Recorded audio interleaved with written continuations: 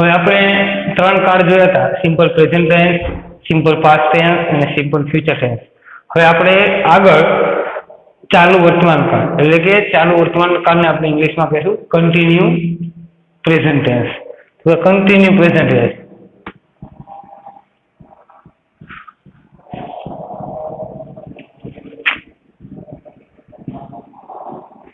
Continue present tense એટલે કે ચાલુ વર્તમાન કાળ.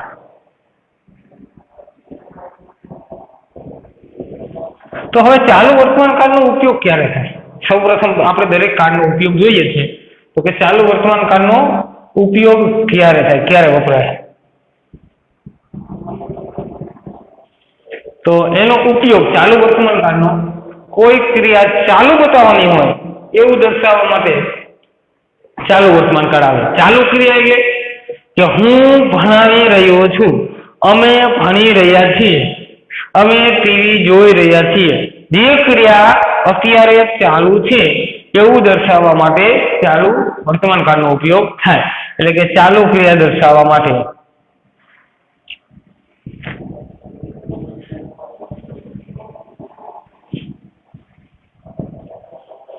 એનો ઉપયોગ.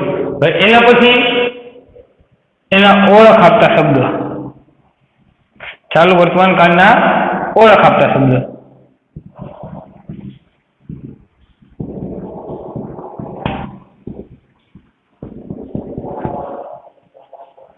તો હવે આના ઓળખ આપતા શબ્દ જસ્ટ,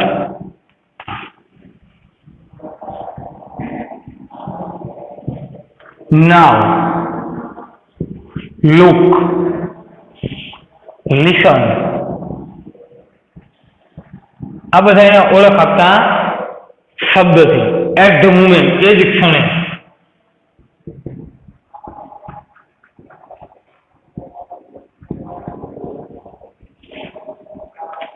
વાક્યની અંદર આ ઓળખ આપતા શબ્દ આપેલા હોય એટલે આપણને ખબર પડી જાય કે આ વાક્ય કન્ટિન્યુ પ્રેઝન્ટ ટેન્સ એટલે કે ચાલુ વર્તમાન કાળનું છે. હવે એનું આપણે જોવાનું છે વિધાન વાક્ય, અફર્મેટિવ સેન્ટેન્સ.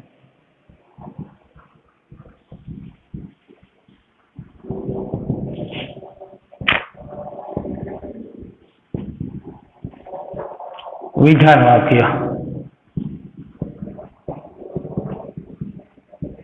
હવે વિધાન વાક્ય જે છે તો એની વાક્ય રચના જોઈએ.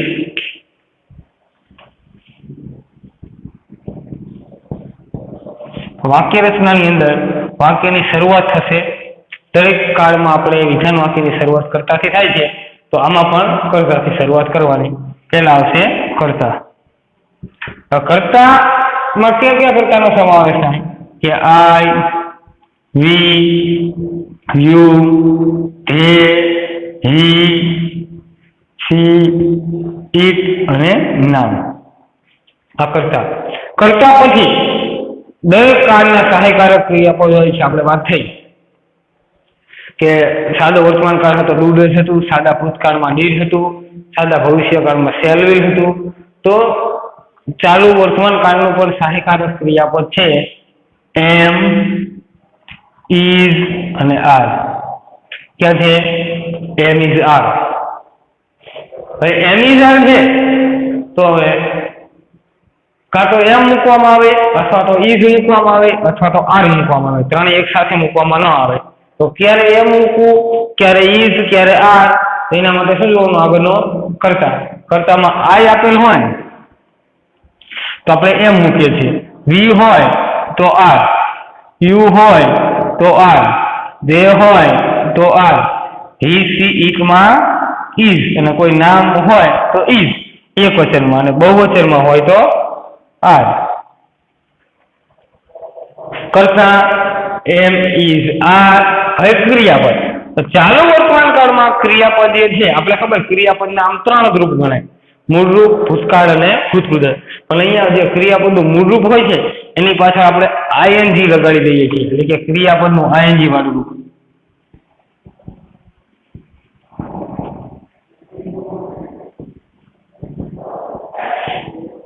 કર્મ અને અન્ય શબ્દ. કર્તા plus am is are plus ક્રિયાપદનું આઈએનજી વાળું કર્મ અને અન્ય શબ્દ. એક્ઝામ્પલ લઈ કે આઈ એમ રાઇટિંગ અ લેસન નાઉ. જો કરતા આઈ સાથે સહાયકારક ક્રિયાપદ શું આવે? એમ, રાઇટનું આઈએનજી વાળું રૂપ રાઇટિંગ, લેસન નાઉ. થઈ ગયું વાક્ય. બીજું એક એક્ઝામ્પલ લઈ કે ધે ખાલી જગ્યા a story book, sorry story books કાઉન્સમાં છે રીડ. તો આમાં આપણે શું કરશું? તો હવે ધેર છે એટલે એમ ઈ ઝાડમાંથી શું આવશે? તે સાથે શું હોય? આર. તો તે આર અને રીડનું આઈએનજી વાળું રૂપ રીડિંગ.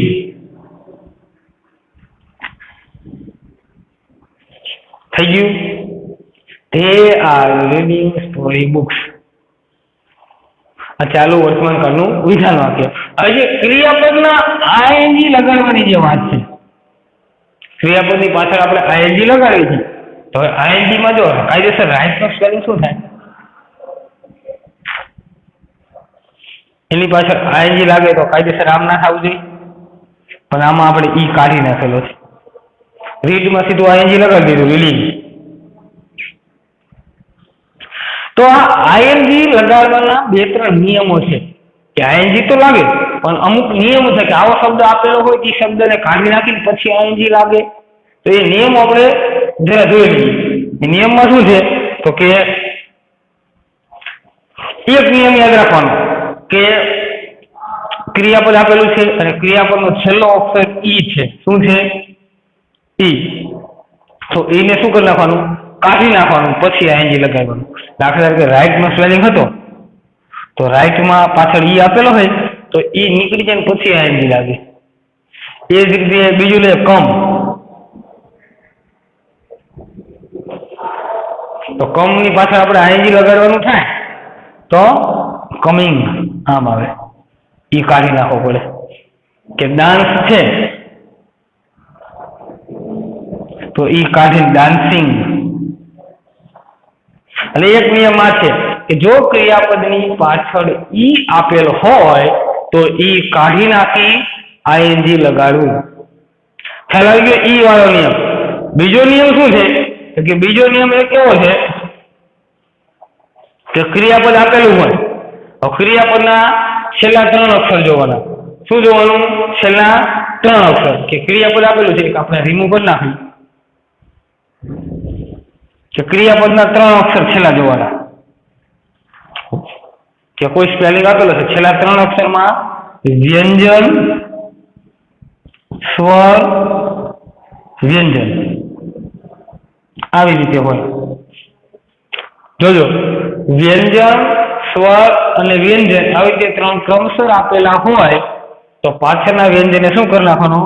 બે વાર લખી નાખવાનું અને પછી આઈએનજી. અને આખા સ્પેલિંગમાં માત્ર એક જ સ્વર હોય, જે આપણે સાદા ભૂતકાળમાં ઈડી ના નિયમમાં શીખવાડ્યું હતું કે આ ઈડી લાગે. તો એના જેવું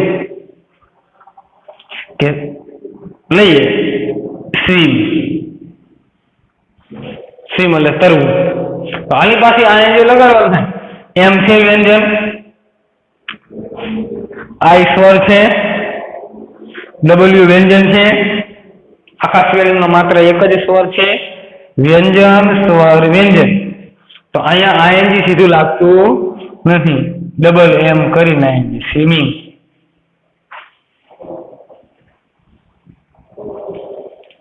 સ્ટોપ. વ્યંજન, સ્વર, વ્યંજન તો સ્ટોપિંગ.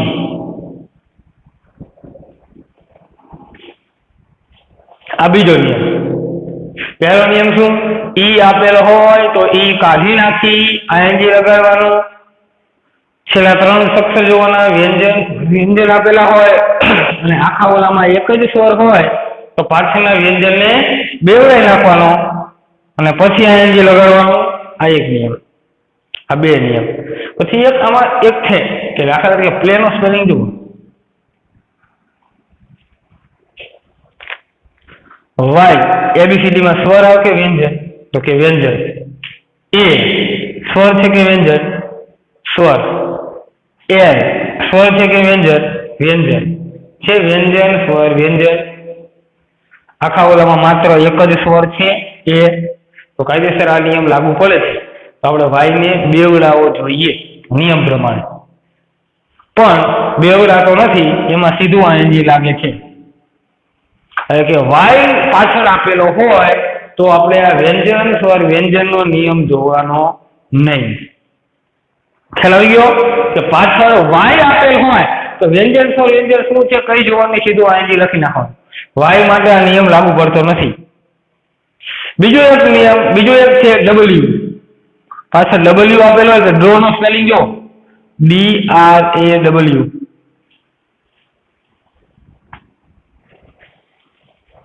ડબલ્યુ વ્યંજન છે, એ સ્વર છે, આર વ્યંજન છે, વ્યંજન સ્વર વ્યંજન છે. તો આમાં શું થશે? કાયદેસર રીતે નિયમ પ્રમાણે બેવડાવવું જોઈએ, પણ ડબલ્યુ પણ બેવડાતો નથી. એટલે કે વાય અને ડબલ્યુ માટે વ્યંજન સ્વર વ્યંજનનો નિયમ લાગુ પડતો નથી. આ ત્રણ બાબત યાદ રાખવાની. એક છેલ્લે ઈ આપેલ હોય તો ઈ કાઢી નાખી આઈએનજી લગાડવાનું. વ્યંજન સ્વર વ્યંજન આપેલ હોય ને આખા સ્પેલિંગમાં માત્ર એક જ સ્વર હોય તો પાછળના વ્યંજનને બેવડાઈ અને પછી આઈએનજી લખવાનું. અને ત્રીજો નિયમ કે વાય અને ડબલ્યુ ને કોઈ પણ નિયમ લાગુ પડતા નથી, એમાં સીધું ડાયરેક્ટ આપણે આઈએનજી મૂકી દેવાનું. ખ્યાલ આવી ગયો? આ આઈએનજી લગાડવાના નિયમો હતા. આપણે આ વિધાન વાક્ય જોયું. કર્તા, એમિઝાત, ક્રિયાપદનું આઈએનજી વાળું રૂપ, કર્મન્ય શબ્દ. હવે આપણે નકાર વાક્ય જોઈએ. નકાર વાક્યમાં શું હોય? નકાર વાક્યને આપણે ઇંગ્લિશમાં શું કહીએ છીએ? Negative sentence.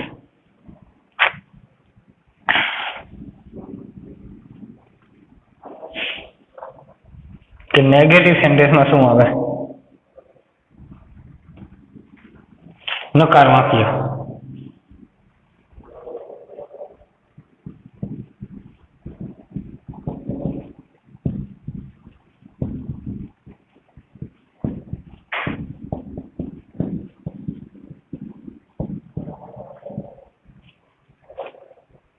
હવે એની વાક્ય રચના. નકાર વાક્યની તો વાક્ય રચનામાં પહેલા કર્તા. કર્તામાં આપણને ખબર છે I, we, you, they, he, she, it. એના પછી કર્તા પછી સહાયકારક ક્રિયાપદ એમ, ઇઝ, આર. ત્રણમાંથી ગમે તે. ક્યારે એમ મૂકવું, ક્યારે ઇઝ મૂકવું, ક્યારે આર મૂકવું. એમાં પણ આપણે કર્તામાં આઈ હોય તો એમ, હી, સી, ઇટ નામ એક વચન હોય તો ઇઝ, વી, યુ, ધે નામ બહુવચન હોય તો આર. પછી ક્રિયાપદનું આઈએનજી વાળું રૂપ. નકાર વાક્ય છે એટલે આઈએનજી ની આગળ નોટ આવશે. પછી ક્રિયાપદનું આઈએનજી.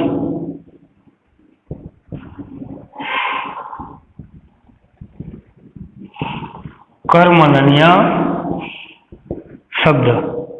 કર્તા, એમિઝાર, નોટ, ક્રિયાપદનું આઈએનજી વાળું રૂપ, કર્મન્ય શબ્દ. કે જોઈએ કે we are not studying English now. કે અમે અત્યારે ઇંગ્લિશ ભણી રહ્યા નથી.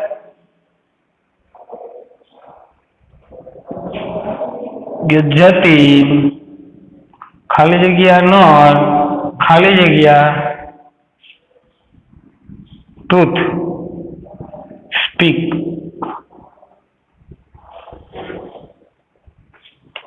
જતીન તો જતીન સાથે એમિઝાર માંથી શું આવશે? ઇઝ નોટ સ્પીક નું આઈએનજી વાળું speaking. Jatin is not speaking truth. નકાર વાક્યમાં શું થયું? એમિઝાર પછી નોટ મૂકવામાં આવે. આ નકાર વાક્ય એકદમ ઈઝી છે. વિધાનનું નકાર, વિધાનમાં નોટ ન હોય ત્યારે નકારમાં એમિઝાર પછી નોટ હોય છે. આગળનું જોઈએ પ્રશ્નાર્થ વાક્ય.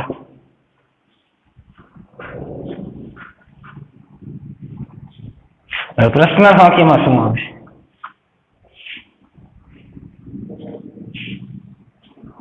પ્રશ્નાર્થ વાક્યને આપણે કહીશું ઇન્ટ્રોગેટિવ સેન્ટેન્સ.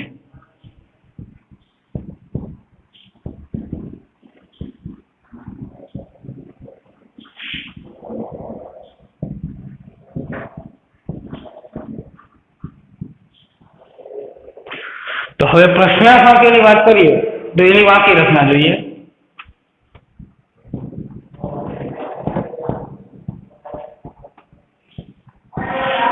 તો વાક્ય રચનામાં પહેલા પ્રશ્નાર્થ વાક્ય છે કર્તાથી શરૂઆત થશે નહીં, સહાયકારક ક્રિયાપદથી થશે.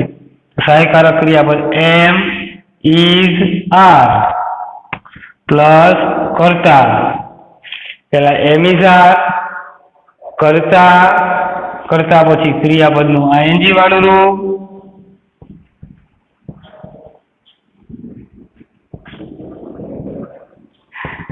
કર્મ, અન્ય શબ્દ અને પ્રશ્નાર્થ. એમ ઇઝ આર અને આઈએનજી કે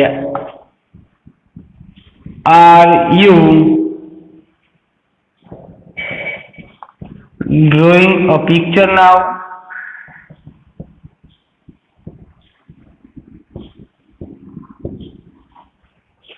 જો આર કર્તા તરીકે you, ક્રિયાપદનું drawing, a picture now.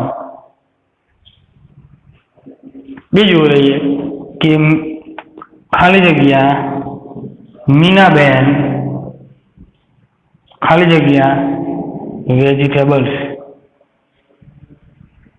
Cell.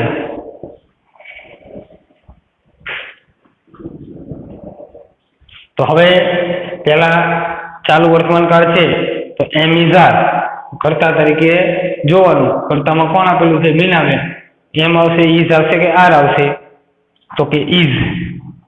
Is Minaben, સેલનું આઈએનજી વાળું રૂપ selling, vegetables, am is are, કર્તા અને આઈએનજી. થઈ ગયા ત્રણેય વાક્ય, વિધાન વાક્ય, નકાર વાક્ય અને પ્રશ્નાર્થ વાક્ય. હવે આપણે ત્રણેયની વાક્ય રચના લખી અને એ ત્રણેય કાળ ની બે ત્રણ ખાલી જગ્યાઓ જોઈ લઈએ. કે કન્ટિન્યુ પ્રેઝન્ટ ટેન્સ નું વિધાન. પેલા લઈએ વિધાન કે કર્તા plus am is are plus ક્રિયાપદનું આઈએનજી વાળું રૂપ, કર્મ ને અન્ય શબ્દ. વિધાન વાક્ય હતું. હવે નકાર વાક્ય કર્તા plus am is are plus not plus ક્રિયાપદનું આઈએનજી વાળું રૂપ,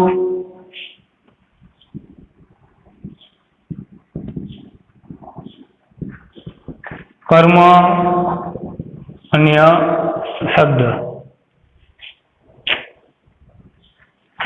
પ્રશ્નાર્થ એમ ઇઝ આર પ્લસ કર્તા પ્લસ ક્રિયાપદનું આઈએનજી વાળું રૂપ,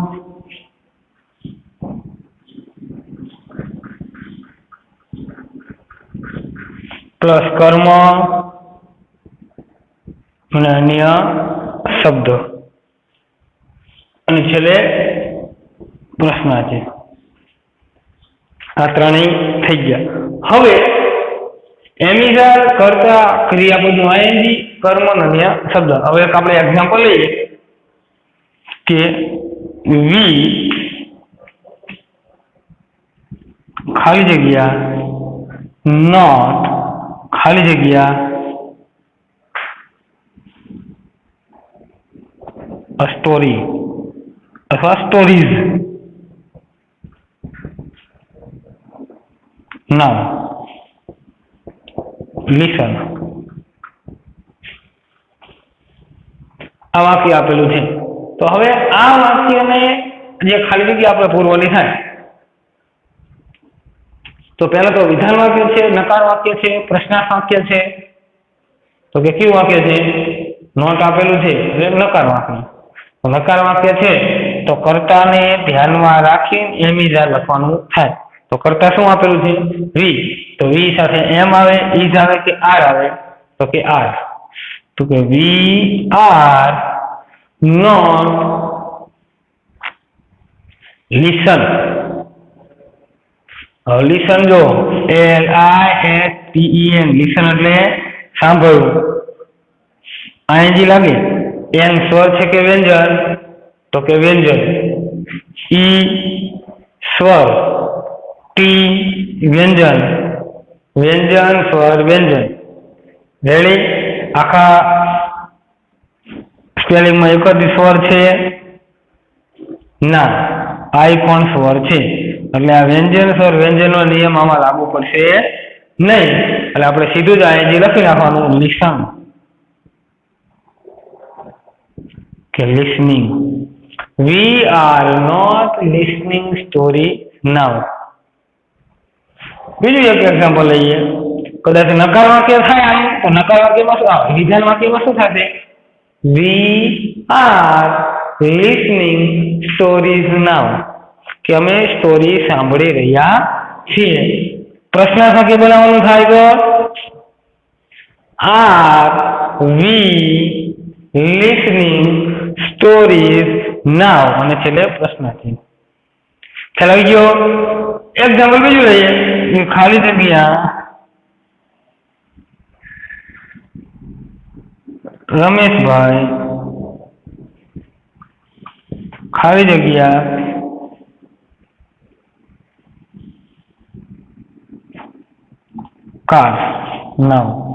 કાર નાવ વોશ. વોશ એટલે ધોવું, સાફ કરવું. તો હવે આમાં કેવું વાક્ય છે? વિધાન છે, નકાર છે કે પ્રશ્નાર્થ? તો કે પ્રશ્નાર્થ વાક્ય છે. તો પ્રશ્નાર્થ વાક્યમાં કર્તા પ્રમાણે એમિઝાર મૂકવું પડે. કર્તામાં શું છે? રમેશભાઈ, એટલે હી ગણાય. તો હી સાથે શું આવે? ઇઝ. ઇઝ રમેશભાઈ. વોશની પાછળ આઈએનજી લાગવાનું. તો વોશમાં ES, ટૂંકમાં પાછળ ઈ નથી, વ્યંજન સર વ્યંજન નથી, સીધું ING, washing. Is Rameshbhai washing car now? પ્રશ્ન વાક્ય. વિધાનમાં વાક્ય હોય તો Rameshbhai is washing a car now. નકાર હોય તો Rameshbhai is not washing a car now. બીજું લઈ એક્ઝામ્પલ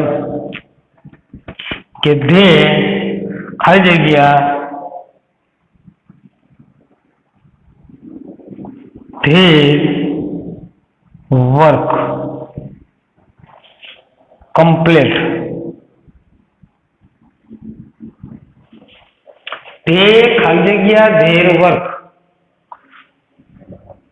તેઓ તેમનું કામ પૂર્ણ કરી રહ્યા છે. તો પહેલા તો વિધાન વાક્ય છે, નકાર છે કે પ્રશ્નાર્થ? તો કેવું વાક્ય છે? કે પ્રશ્નાર્થ વાક્ય. તો પ્રશ્નાર્થ વાક્ય છે તો કે સોરી પ્રશ્નાર્થ નહીં, કયું છે? વિધાન છે. કર્તા પછી સીધું their work વિધાન વાક્ય છે. તો કર્તામાં કોણ આપેલું છે? ધે. તો ધે સાથે એમ આવશે, ઇઝ આવશે કે આર આવશે? તો કે આર. તો કે ધે આર કમ્પ્લીટનું આઈએનજી વાળું રૂપ. તો આઈએનજી લગાડવામાં નિયમ લાગુ પડે છે કઈ? તો કે જો ઈ વાળો નિયમ લાગુ પડે છે. ઈ કાઢી નાખવાનો અને આઈએનજી કમ્પ્લીટિંગ.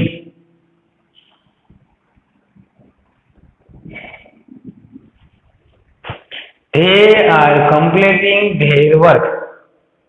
નકાર વાક્યમાં they are not completing their work. પ્રશ્નાર્થ વાક્યમાં are they completing their work પાછળ ક્વેશ્ચન માર્ક. પડી ખબર? આ હતું આપણે કન્ટિન્યુ પ્રેઝન્ટ ટેન્સ કે કન્ટિન્યુ પ્રેઝન્ટ ટેન્સ ની અંદર આ રીતે એનો ઉપયોગ થાય.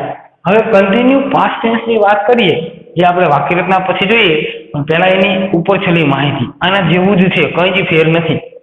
કે કન્ટિન્યુ પાસ્ટ ટેન્સ ની અંદર જ્યાં એમિઝાર હોય છે, શું હોય? કરતા પછી એમિઝાર, ચાલુ વર્તમાન કાળમાં એમિઝાર છે, એની જગ્યાએ શું આવી જાય છે? Was there. બીજું બધું સેમ, બીજું બધું એકદમ સેમ જ હોય છે. પણ એક વેન કન્ટિન્યુ પાસ્ટ ટેન્સમાં વેન અને વાઇલ વાળો જે ઉપયોગ જે છે એ તમને શીખડાવવો પડશે, કારણ કે એમાં થોડાક બે પ્રકારના વાક્ય આવે છે. મગજમાં એ રાખવાનું કે ચાલુ વર્તમાન કાળમાં એમિઝાર અને ક્રિયાપદનું આઈએનજી વાળું રૂપ આવે, જ્યારે ચાલુ ભૂતકાળમાં વોઝ અને આઈએનજી વાળું રૂપ આવે. હવે આપણે ટોટલ કેટલા કાળ થયા? 4 કાળ જોયા. સાદો વર્તમાન કાળ, સાદો ભૂતકાળ, સાદો ભવિષ્યકાળ અને ચાલુ વર્તમાન કાળ. ચારેય કાળને ફરી વખત આપણે જોઈ લઈએ. સાદા વર્તમાન કાળમાં શું આવે? તો કે કરતા પછી ક્રિયાપદનું મૂળ રૂપ અથવા એસ વાળું રૂપ. નકાર વાક્ય હોય તો ડુ, ડઝ, નોટ અને મૂળ રૂપ આવે. સાદા ભૂતકાળમાં શું આવે? સિમ્પલ પાસ્ટ ટેન્સમાં કે કરતા પછી તરત ક્રિયાપદનું ભૂતકાળનું રૂપ આવે, જ્યારે નકાર અને પ્રશ્નાર્થ વાક્યમાં ડીડ અને મૂળ રૂપ આવે. શું કીધું? સાદા ભૂતકાળના વિધાન વાક્યમાં કરતા પછી તરત ક્રિયાપદનું ભૂતકાળનું રૂપ આવે, જ્યારે નકાર અને પ્રશ્નાર્થ વાક્યમાં ડીડ અને ક્રિયાપદનું મૂળ રૂપ આવે. સાદા ભવિષ્યકાળમાં કરતા પછી શેલ વિલ અને ક્રિયાપદનું મૂળ રૂપ, એટલે કે શેલ વિલ અને મૂળ રૂપ એ સાદો ભવિષ્યકાળ દર્શાવે. કન્ટિન્યુ પ્રેઝન્ટ ટેન્સમાં કે એમિઝાર અને ક્રિયાપદનું આઈએનજી વાળું રૂપ. નકાર હોય તો નોટ મૂકી દેવાનું, પ્રશ્નાર્થ હોય તો આગળ એમિઝાર આગળ મૂકી દેવાનું. આ 4 કાળ આપણે ક્લિયર થયા. કાલ આપણે એક 5મો કાળ કન્ટિન્યુ, આ ટૂંકમાં આગળના લેક્ચરમાં કન્ટિન્યુ પાસ્ટ ટેન્સ જોઈએ. કન્ટિન્યુ પાસ્ટ ટેન્સ જોયા પછી આપણે એ 5 કાળની મિક્સમાં એક્સરસાઇઝ જોવાની છે. એટલે પહેલા આપણે 5 કાળ ક્લિયર કરી લઈએ, અને આમાં 6થો કાળ જે છે કન્ટિન્યુ ફ્યુચર ટેન્સ, એનો ઉપયોગ થતો નથી, એટલે આપણે જોવાનો થતો નથી.